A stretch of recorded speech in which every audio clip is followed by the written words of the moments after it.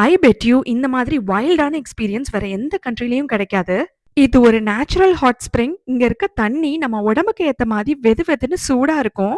ஹுருனா லுங் அப்படின்ற இந்த hot spring ஐஸ்லாண்ட்ல இருக்கு. இந்த ஹாட் ஸ்ப்ரிங்க்கு மட்டும் தான் நம்ம 2 நிமிஷம் நடந்தாலே உள்ள ரீச் பண்ண முடியும். மத்த எல்லா ஹாட் ஸ்ப்ரிங்குக்கும் கொஞ்சம் தூரம் ஹைக் பண்ணி போகிறதா இருக்கும். ட்ரெஸ் சேஞ்ச் பண்றதுக்கு ஒரு வுட்டன் ஹவுஸ் குடுத்துருக்காங்க. அவ்ளோ நீட்டா மெயின்டெயின் பண்ணியிருக்காங்க. நம்ம ஷூஸ்லாம் இந்த மாதிரி பக்கெட்ல போட்டு எடுத்துட்டு போய்க்கலாம்.